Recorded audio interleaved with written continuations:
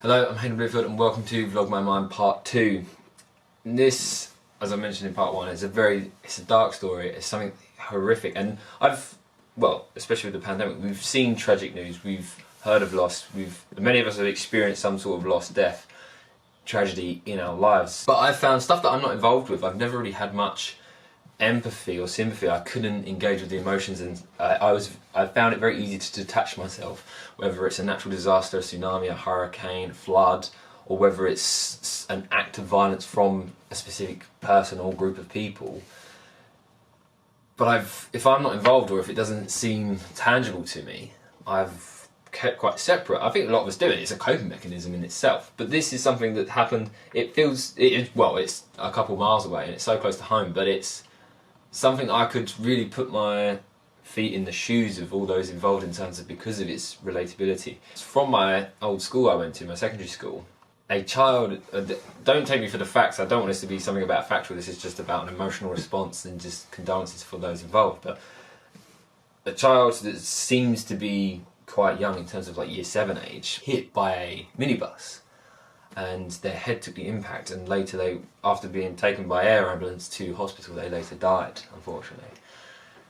But the story of how it was caused, again, don't take this as the facts, take this as just a story that's happened, and my emotional response to it, and what I'm feeling through it, and what I'm talking about, and how I feel like it needs to be responded to.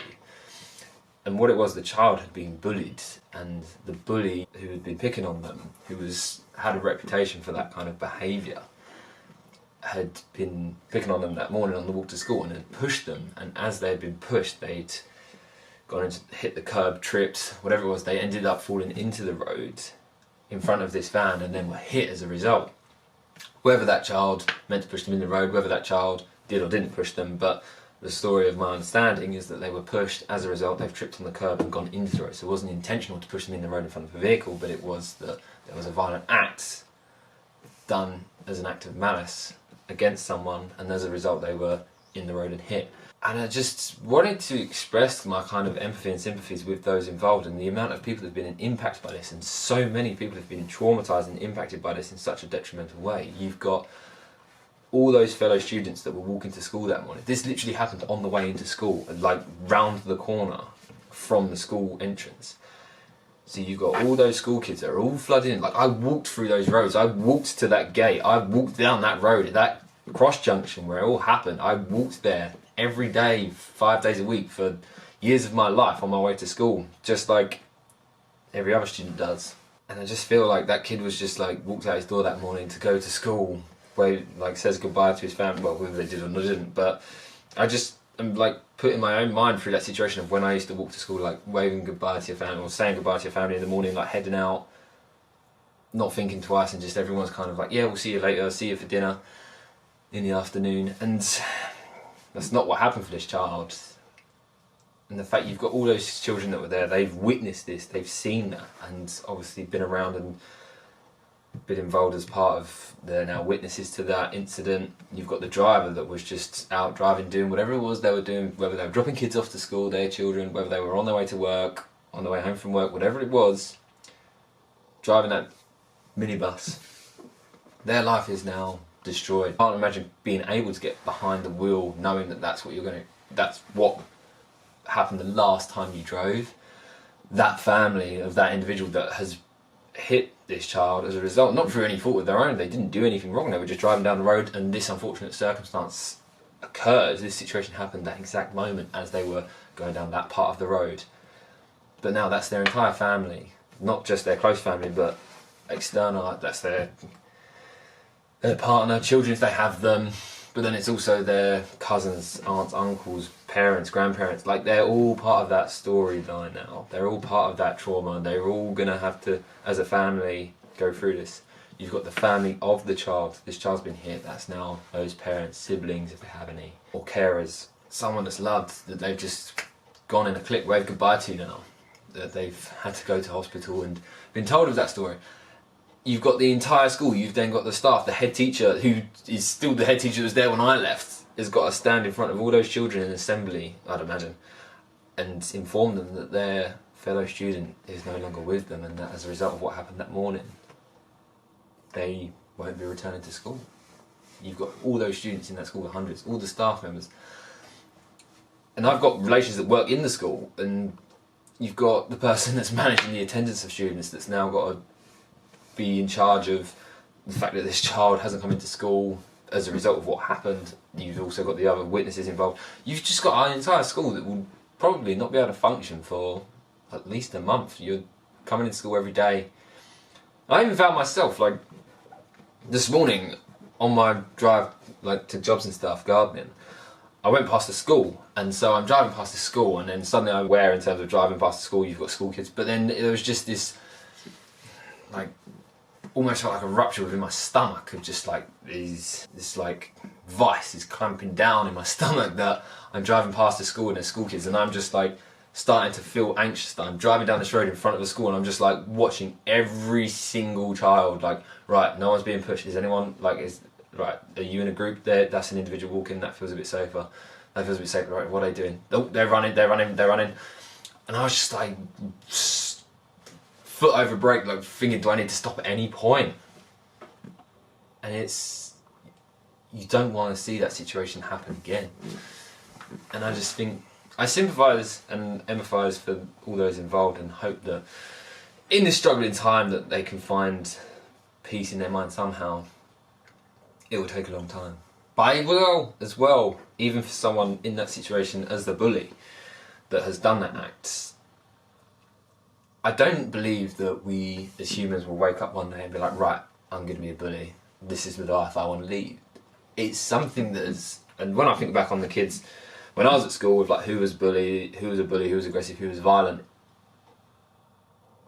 you start as an adult, when you reflect on that, you become more aware of what their background was, and you become more open to the idea of what they could have been experiencing. You don't know, but you wonder, like, someone becomes a bully because of the experiences that occurred in their life before that, and often it's a response to trauma. It's a coping mechanism for often being bullied themselves. And I just think, like, that's unfortunate that that child wasn't able to be helped and wasn't able to overcome that challenge, that they as a result became a bully themselves, and now they're still a child themselves. They're learning, yes, they're aware of what they're doing, and they are no doubt aware of what their actions result in. Like, when I think back when I was 10, 11, 12, 15, whatever it was, in the age of being at secondary school, I was aware of what my actions resulted in. I was very aware, and I processed that, thought about it, analysed it, probably quite differently to a lot of people, but we don't always analyse it in the same way, and people, it's a way of letting out, and we've all got different trauma responses and different mental health that we're experiencing, but that child alone has now, will have to live with that result. And like, how many times have you had something in your life and you've done something, you made a mistake, you regret, and you just like think back to that time of just like, oh, if only I didn't do that, if only I didn't, whatever it is, like have it in trading, completely different scenario, but just like, why did I click buy in at that point when it all dropped? And or if something goes wrong, speaking to, like, you have a fight with your friend or whatever, it's just like, why did I do that? Or you respond in a way that you, at the time, you was acting from emotion and you didn't act rationally. Whether it's like driving and just like speeding off, or like giving someone the finger, whatever it is, just like rolling through that situation in your head. Like, why did I do that? Why did I act in that way? Why can't I go back and change it? And I just think that's what that kid is going to live with for the rest of his life. And he won't be able to change that narrative. That story is set in stone. And that will be the same for the family, no doubt. The family of that child is now going to live with that narrative that that's what happened in their family. Their family member is the cause of that traumatic situation. And so just in one act, one simple moment of just walking to school, something occurs, someone's pushed, whatever the incident is, it results in pain and suffering, trauma for so many people. And it just,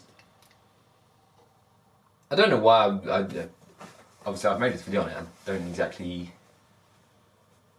know what I wanted to like come out of this video, but just sharing the kind of visceral experience that was hearing of it, and knowing that as I said, like, I walked those roads every day, 5 days a week, into school, out of school. I went through school, and like there was times when stuff happened to kids, and there would be different traumas and such, whether it was violent acts or I had like one of the old teachers or helpers, staff members at the school that had ended their own life. And that was like quite a traumatic time, of course, and it was for many people involved. And that person touched so many lives within, especially in that school, of just being so jolly and benevolent towards everyone and uplifting everyone. But that,